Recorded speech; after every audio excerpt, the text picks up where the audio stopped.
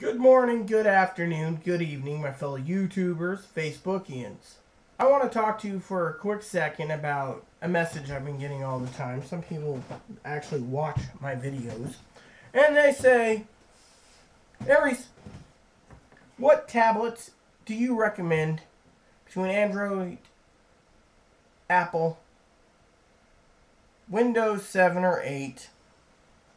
And I say, first of all, the question you gotta ask yourself, by the way, kids, if you're watching this, please turn it off. I'm having a little brandy tonight. And I'm going to go through the bottom line of the tablets once again for some of you. Now, I've had most of my tablets for 2 years. This one doesn't do too bad, kind of bogged down. I've cleaned the memory, I do this and that, but certain things like catalog, sites, etc. get bogged down. This one does everything pretty much. Apple can be the perfect tablet if you just want basic. Pull up something, click on it, like this, pull that up. You want your pictures, you got your music there. You got your pictures there. You got your Safari, which kind of is chuggy slow. And you got your email. You got your apps right there on the desktop. There's like multiple pages. Same thing goes with Android, except Android you can customize, just like your phone. So you're like, oh, well, I don't know. Should I get Windows? Should I get Apple or should I get Android? Android you can customize. Android got, started it off. Apple just took over. Apple is very simple, but the software is outdated. You want to go to the next best bet? Windows 8. Now, a lot of people say, I don't like Windows 8. Well, unless you play with it and you learn it, the live titles are just like your Android system. You put on a desktop, you flip through it, you can have your weather there, this there, that there. Plain and simple, you get everything on it. Tablet PCs are getting more popular where people just want to sit there with their wireless router and go, not even very worried about turning on their laptop, their desktop. I use my tablet more than I turn on my laptop anymore because it's just simple for that. So, you also got sizes. For example, this here is, yes, that's right, the 7-inch Android tablet. It's running a 2.2 Froyo. There's 2.3 Gingerbread, which is the HTC Flyer with a little digitizer pen. Then you get 3.0 Honeycomb, 3.1 Honeycomb, 4.0 Ice Cream Sandwich, and it's like 4.1 or 4.2 of Jelly Bean. So, oh, well, I'd like, the thing is the tablet's for loafing around on the couch. Apple, pull up something, oh yes, but the older the unit, the more likely it's going to chug because, you don't get a lot of RAM on it. That's the thing.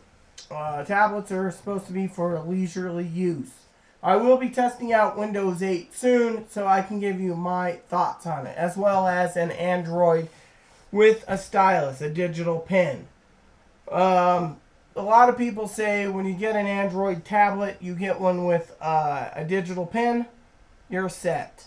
Because you don't need, like, the Samsung Galaxy 2 10.1 or the Samsung Galaxy 1 8.9 or 10.1. No, you just need one with a pen. Some say, oh, well, the screen ain't that good or the screen's great, but it depends.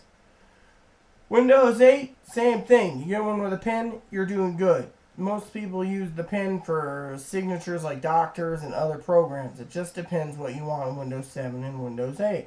We will be testing all these tablets out soon, but not soon enough.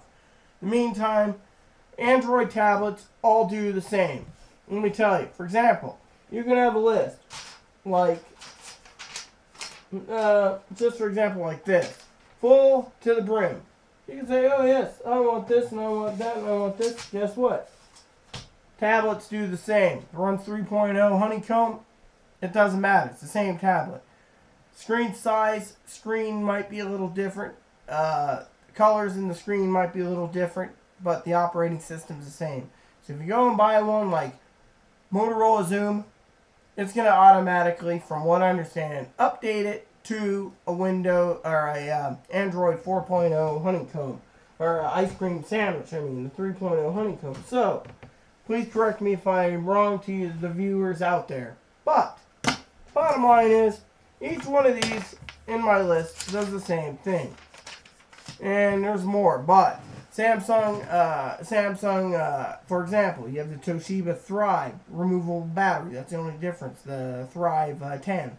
7 inches got a fixed battery. The Excite fixed battery. Almost all different, except for the Toshiba Excite runs on 4.0 ice cream sandwich. So, with that said, the tablet does the same. Checks your email, browses the net. Video watching on YouTube. Great for travel. That's all it is for. Oh. Tablet's running the Intel Atom processor, dual core. She's still a little sluggish. The only difference is the Slate came out with a single core processor. The HP Slate 500. The Slate 2 had a dual core. The Slate 3, also known as the ElitePad 900, dual core. Same specs pretty much. Your RAM is 2 gigs. The little processors, a little slight bumps. You still get the little digital stylus. That's about it. The HP Envy X2, 2 gigs of RAM running a dual core processor. The Galaxy Note's running a quad core Exynos processor. That's the 10.1. The Galaxy Note 8.0 is supposed to do the same. Series 7 and Active T700, which runs Windows 7 or Windows 8. The Series 7 runs Windows 7. The Active 700 is the same tablet pretty much. The only difference is one runs Windows 7, one runs Windows 8, but there's not very much difficulty. This Active 500 gives you 2 gigs of RAM.